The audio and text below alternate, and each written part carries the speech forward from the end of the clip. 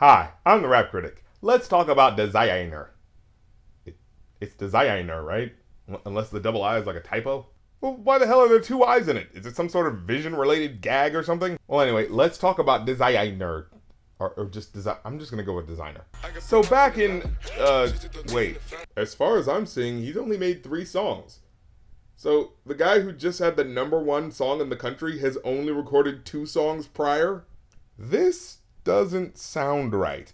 I mean, exactly how did anyone find out about this guy? What, Def Jam just literally heard 1 song and said, yep, that's all the proof I need, slap half of this song on Kanye's album and send him a cash advance. This guy's clearly ready for the big time.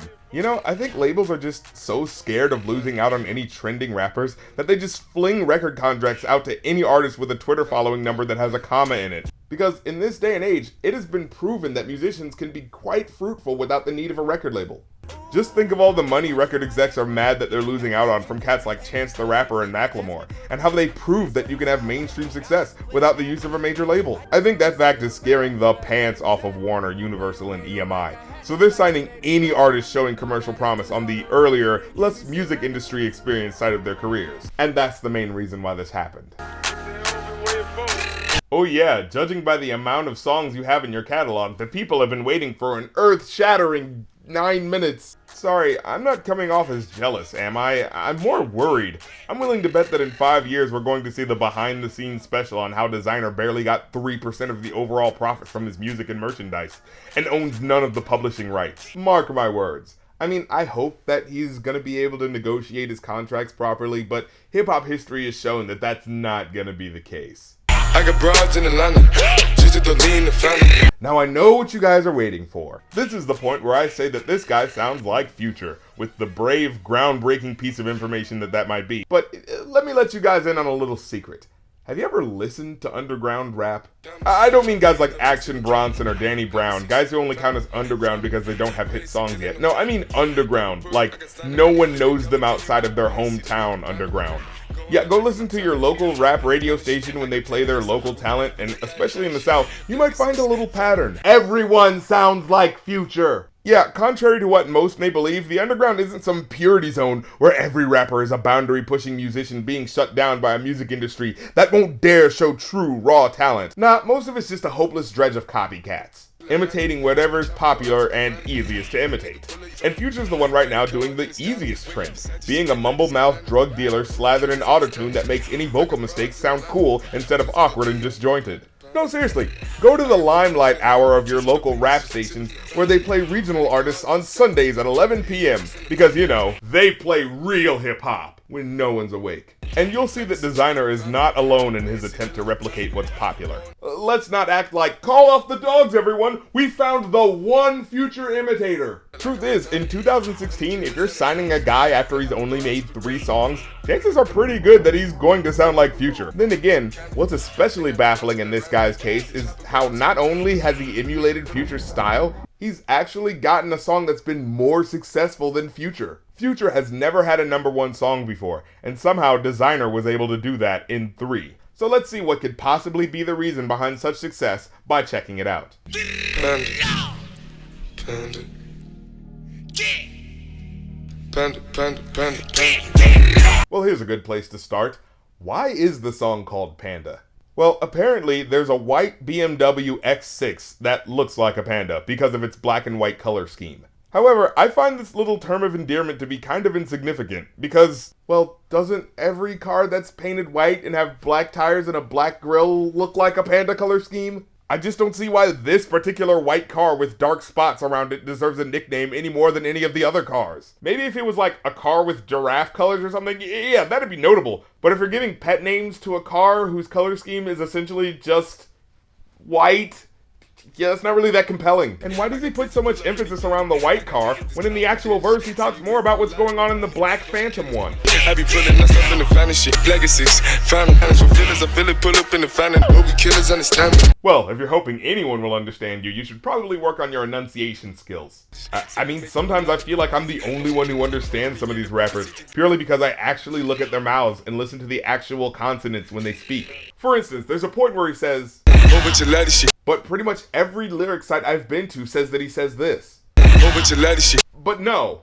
If you listen close, that's a D sound he's making after the L sound. And Ds are usually softened versions of T sounds, not V sounds. For instance, saying I got a lot of shit as opposed to saying I got a lot of shit. And here, instead of what I wrote, they put which doesn't even make sense. What the hell is a life designer? That set of words doesn't work unless he's saying like designer, in which case he'd be saying they wake up wearing Versace clothes just like me, designer. In fact, if you even look at his mouth there, it's obvious that his lips are more conductive to a K mouth position than an F mouth position, which would have his lower lip covering his lower teeth. But you know what? Don't even waste your time trying to decipher this. You're not gonna get some lyrical wordsmith shrouding his rhymes in a hazy mist of horrible diction. No, it's just typical rap The chopper go Oscar for Grammy. Wait, what? The chopper goes Oscar for Grammys? So the chopper, his gun, goes Oscar like the Grouch? Or no, like the Grammy, like the award show. So it goes movie award show for music award show? What the does that mean? Dancing bigger than the Panda. Dancing bigger than a panda. Do pandas dance? Is that a thing? Do we find pandas out in the wild dancing in a big way? Do pandas dance with dignity? Sister, what the hell are you talking about? I mean, there's this video of a panda, but he's not actually dancing. He's just scratching his back, and it happens to look like dancing. Funny enough, this song kind of reminds me of that nasty freestyle song last year. You know, the one where a one-note rapper ripped off another famous rapper's auto-tune sound and also had a reference to an animal doing something that animal isn't actually known for doing. Well, now that I think about it, it's actually kind of different. I originally heard this song on another song from Kanye's album, The Life of Pablo. Literally, it was the same verse, but on a Kanye West song, and it was called Father Stretch My Hands Part 2. Huh.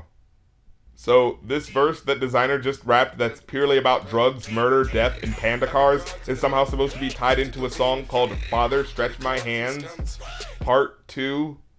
Oh, okay. You know, usually the remix with the famous rapper ends up being the version that gets it high on the charts in the first place. I find it kind of interesting that the version without Kanye is the one people ended up gravitating to. I don't know, maybe it's because this version of the song is the only part of Kanye's album you could get without having to subscribe to Tidal. Perfect! Hey, that sample actually sounds kind of cool layered over the beat like that. Up in the morning, miss you bad. More Kanye auto-tune. Yes, this sparked out delivery sheened over by this cheesy metallic voice filter is totally not played out and jarring in its ear-scraping annoyance. Yep, 6 years of using this and it's still fresh as ever, Kanye. You're making it work.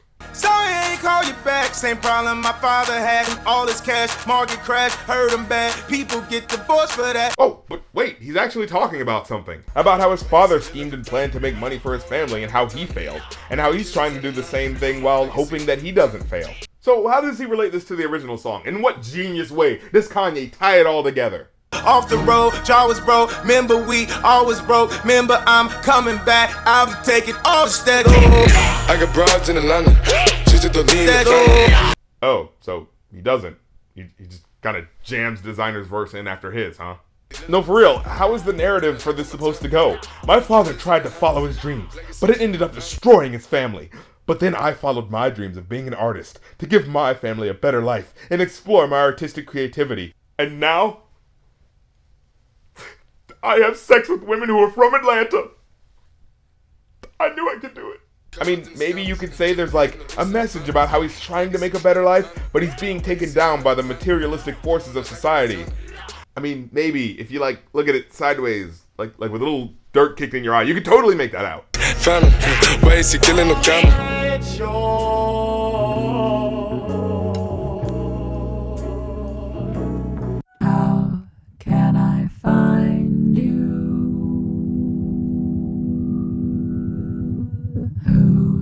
Do you turn Man, Life of Pablo is a weird-ass album. But yeah, overall, for the original chart-topping version of the song, I'd give it a 2 out of 5. It's not the worst thing in the world, it's not in-your-face bad, and despite the bored-sounding delivery, Desiigner at least looks like he's having a fun time, I mean, in everything he appears in. And I'd say, hey man, live it up, have as much fun as you can, but with this hurried catapult into fame, I can't help but be more concerned about whether or not he's got some good businessmen on his side than whether or not the song's actually good. You might want to make sure that the people holding you up have your best interest at heart, because I don't want to burst your bubble, but it's definitely not because you're doing something that people haven't seen or heard before. Is that supposed to be the skin of a panda's face? Okay, that's new.